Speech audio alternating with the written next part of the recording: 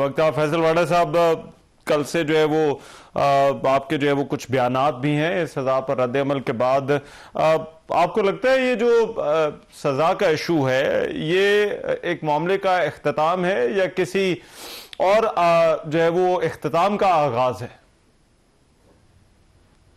बहुत शुक्रिया रहमान साहब। देखिए रहमान साहब, मैंने आपको पहले ही बताया था कि मैं 9 मई से 1 साल पहले पार्टी से निकाल दिया गया था और मैं बार बार कह रहा था कि इस जगह ना जाएं, ये सियासत ना करें, यहां से वापसी नहीं होगी। और मैंने अपने ट्वीट में आपको बताया ये इब्तिदा है, it's the beginning, it's not the end. तो जब आप मैं बिगिनिंग कह रहा हूं तो अब आपको मैंने अपने ट्वीट के जरिए बताया है कि ये अब फैज हमीद जो है वो आगे जा रहे हैं इमरान खान साहब के खिलाफ शवाहिद देने और गवाही देने एज प्राइम मिनिस्टर। उनको जो ऑर्डर मिलते रहे और 9 मई से रिलेटेड चीजों के अंदर तो ये शिकंजा तो इमरान खान साहब के पास और पार्टी के उन लोगों की तरफ आ गया जो भले साइड पर हो। 9 मई के अंदर तो चले गए, जो बाकी साइड पर हैं वो भी, और जिन्होंने इंसाफ की कुर्सी में बैठ के इस टाइप की मुल्क दुश्मनी का काम किया था, फैसिलिटेट किया था, चाहे उनमें से एक अथर टाइप आदमी जो है शरबती वो रिजाइन कर जाए, बट दीगर भी उनके खिलाफ भी शिकंजा बहुत तंग हो रहा है। और इसी जगह से मैं रोक रहा था। ये तो क्रेडिट जाता है फील्ड मार्शल CDF साहब को, आसिम मुनीर साहब को, कि उन्होंने एक नॉट ओनली कि एक बहुत बड़ी जंग अपने 10 गुना बड़े दुश्मन से जीती, बल्कि एहतसाब का अमल भी अपने ही इदारे से शुरू किया, वो भी lieutenant general DG ISI Faiz Hamid. तो मेरे ख्याल से ये इसके बाद तो आपको हील उजत की कोई सिचुएशन नहीं। और आपने देखा कि तहरीक इंसाफ भी अब -1 की तरफ ऑटोमेटिकली चली गई है, और -1 तो डे 1 से ही था इन अ वे कि अब उनकी पार्लिमानी पार्टी के अंदर 5 घंटे के इजलास में उन्होंने कहा हमारी ला ताल्लुक की है, इमरान खान साहब के ट्वीट को रीट्वीट नहीं करते, जो आरजी नाहिल नालायक CM है, जो सबको बताना पड़ता है जिनको कि मैं CM हूं, और वो भी एक किनारा कशी कर गए, वो भी अपनी CM-शिप बचा रहे हैं, और मीना खान CM-शिप की नेक्स्ट लाइन में खड़े हुए हैं।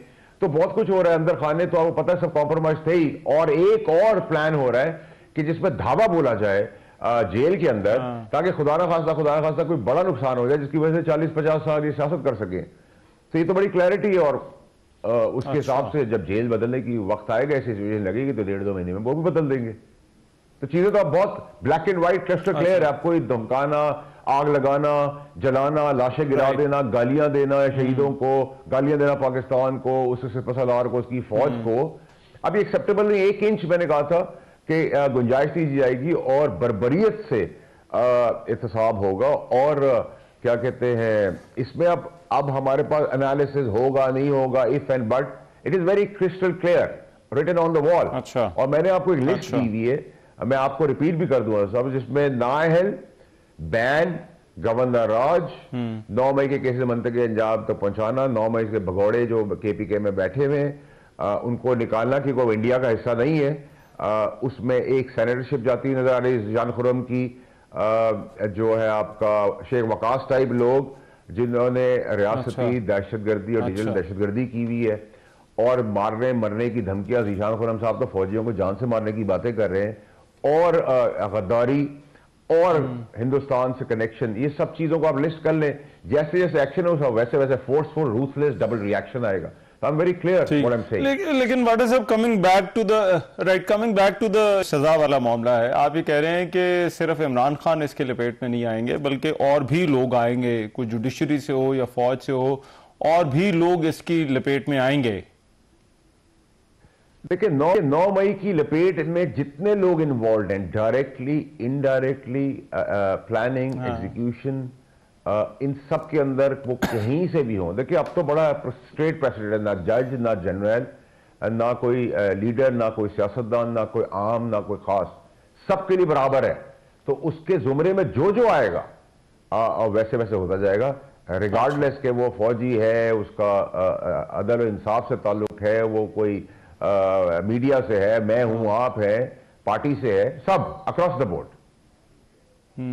लेकिन इसमें वाडा साहब, अब सवाल तो ये है कि जनरल फैज अकेले तो नहीं थे इस सारे मामले को, ना वो सिंगल हैंडेडली जो है वो इस सारे मामले को जो है वो चला रहे थे, तो ऊपर नीचे जाहिर बात है लोग तो उनके अपने भी थे।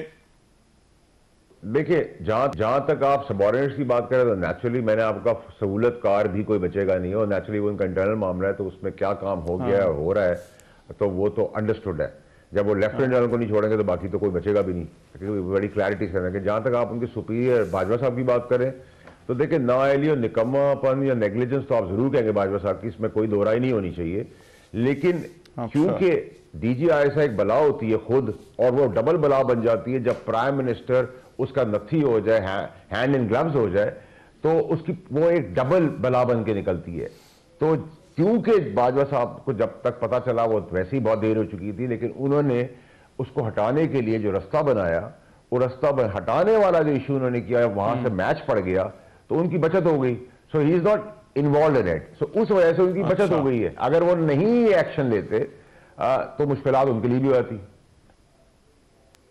राइट, और आपको लगता है ये जो पॉलिटिकल इंजीनियरिंग है वो इस सजा के बाद बंद हो जाएगी या कम हो जाएगी?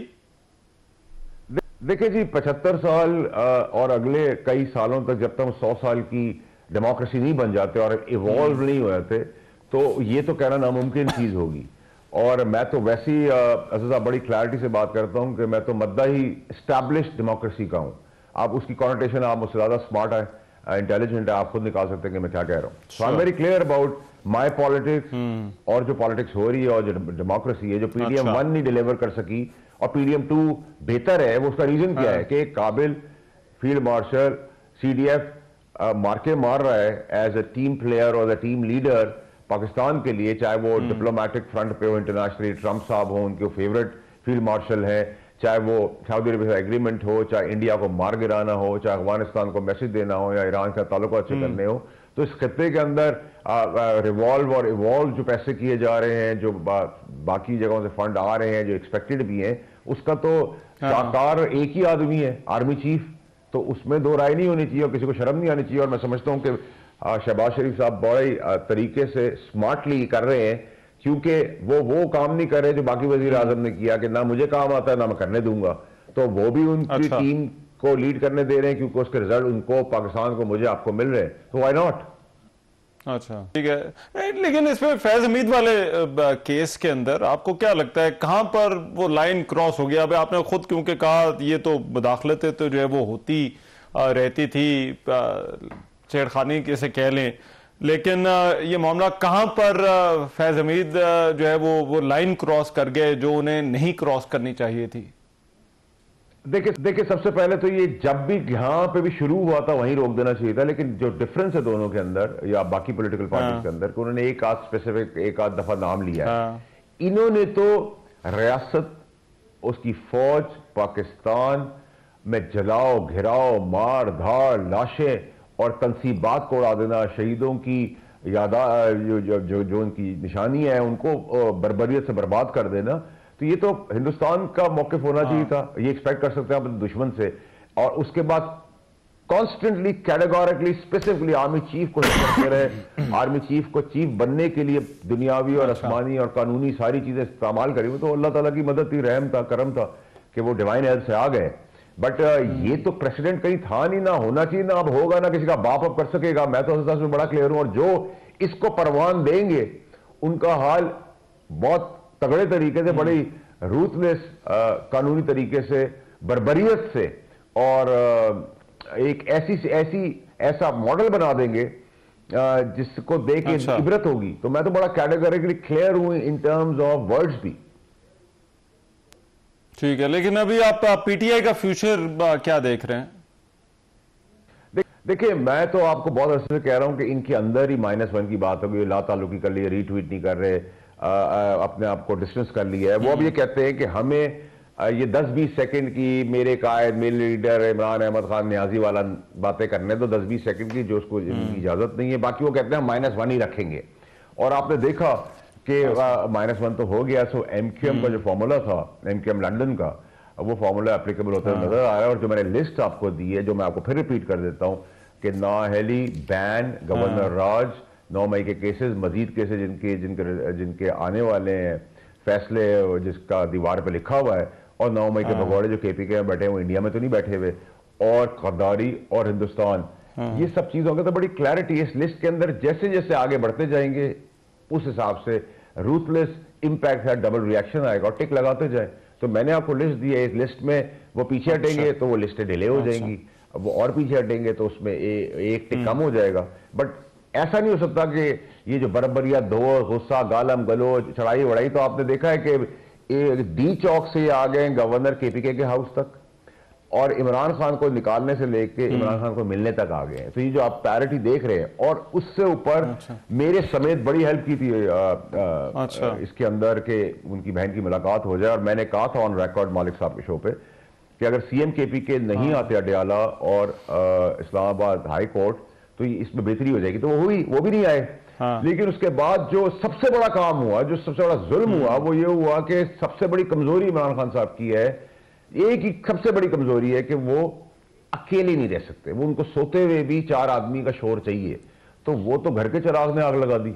तो मुझे तो नहीं समझ आई सब कमजोरियां, हमें तो पता थी, हमने तो कभी नहीं खोली। हमारे पास तो 15 साल की चैट्स हैं जो इंटरनेशनल मीडिया हमसे खरीदने को भी तैयार है, और अगर हम दे दें तो 190 मिलियन के केस से पहले उन चीजों का फैसला हो जाएगा। लेकिन मैंने तो वो राज नहीं दिए, ना मैं कभी जिंदगी में दूंगा। वो अच्छे वक्त के हैं, वो अच्छे वक्त के साथ दफन हो जाएंगे। तो ये क्लैरिटी तो रखे, इन्हीं वजह से यही वो रीजन थे जिसकी वजह से मुझे निकाला गया था। मैं रोक रहा था, आप बचा लें जिन्होंने बचाया था अपने सियासी बाप को जो खुद लावारिस है। मेरा सियासी बाप तो वजीर आजम था, ये तो बड़ी क्लैरिटी है। राइट, लेकिन वाडा साहब -1 की आप बात कर रहे हैं। अब पार्ट तहरीक इंसाफ इमरान खान है और इमरान खान तहरीक इंसाफ है, तो ये तो चीज जो है वो पता है, तो -1 जो है वो या माइनस इमरान खान जो है वो कैसे होगा? नहीं, ये बात आपकी बिल्कुल वजह है कि इमरान खान ही पीटीआई है और पीटीआई ही इमरान खान है। चाहे हमें भी वोट पड़े थे तो वो इमरान खान के नाम पे ही पड़े थे। इसमें बड़ी क्लैरिटी होनी चाहिए और गलत बयानी नहीं करनी चाहिए। लेकिन ये टर्म और टेन्योर जो है जब तक भी है वो जरूर ये गुजार लेंगे। ये चाहते हैं कि कोई बड़ा नुकसान हो जाए, जिससे इमरान खान की तस्वीर लगाएं, वोट लें और 40-50 साल करें। और ऐसी हमने पॉलिटिक्स पहले भी पाकिस्तान में देखी है। तो अल्लाह ना करे वो सिचुएशन आए। क्योंकि मैं आपके तवासुल से एक्सपोज करता जा रहा हूं, और जो मैं सालों पहले बात करता हूं वो इवेंचुअली आती धड़े इमरान खान साहब अपनी पार्टी के लोगों को कहते हैं कि मीर जाफर, मीर सादिक है, हेलो, और पीटीआई की जो प्रेस कॉन्फ्रेंस करते हैं गौर साहब, उसको केपीके कहती है, हम नहीं मानते। केपीके के अंदर अपने धड़े हैं, मुराद शरीफ का धड़ा भी काम कर रहा है, अरशद शरीफ का केस खुलना है, मुराद शरीफ का पकड़ने जाना जरूरी है, और गंडापुर का अलग है, बेगम साहिबा का अलग है, बहनों का अलग है, इमरान खान साहब का अलग है। जो लॉयल्स थे वो पार्टी के डिस्कंटल होके निकल गए हैं, कुछ साइड पे हुए हैं। तो ये तो वो शक्लें जिनको हमने कभी देखा ही नहीं था। हाँ, इनमें से कुछ ऐसे होंगे जिनको हमने शायद 15 साल में हाथ भी नहीं मिलाया। ठीक। तो जो पार्टी चलाने वाले थे, अगर हम मेरी बात करें तो मॉरली, इमोशनली, एथिकली, फाइनेंशियली, पैसा, असर रसूख, खून पसीना हमने लगाया। वहां अलीम खान ने पैसा लगाया पंजाब में, वहां जहांगीर तरीन साहब ने इस्लाम लगाया। आपके सामने सारी चीजें, आप खुद विटनेस इन चीजों के। तो हमने तो नहीं किया ना, तो अल्लाह का शुक्र है मैंने तो इनको कुर्सी भी मुंह पे मारी जब मैं बहाल हो गया, जबकि किसी का बाप मुझसे वो कुर्सी नहीं दे सकता था तरीके इंसाफ की। पर अल्लाह की मेहरबानी थी, मैंने वापस की। आप प्रिंसिपल की सियासत करें, मैं रोकता रहा, वो बर्बादी तक चलते रहे। मुझे निकाला गया। मैं उनमें से नहीं हूं जो 9 मई में हाथ बांध के निकले हो बाहर के, जी वो अब हमारी लाताल्लुकी है। मैं 9 मई से 1 साल पहले निकाल दिया गया था, और अल्लाह का शुक्र है निकाल दिया गया था कि मैं रोकता, और शायद अगर मैं होता तो मैं रोक भी लेता, और शायद मैं आज होता तो इस दिन तक लाने भी नहीं देता। फिर तो अल्लाह की मेहरबानी है कि वो अर्श से फर्श फैलाता है और फर्श से अर्श फैले जाता है। तो सब कुछ अल्लाह के हाथ में। राइट, ठीक, राइट। बहुत शुक्रिया सेनेटर फैसल वाडा हमारे साथ मौजूद थे। प्रोग्राम में एक ब्रेक शामिल करो, वापस आते हैं इस ब्रेक के बाद।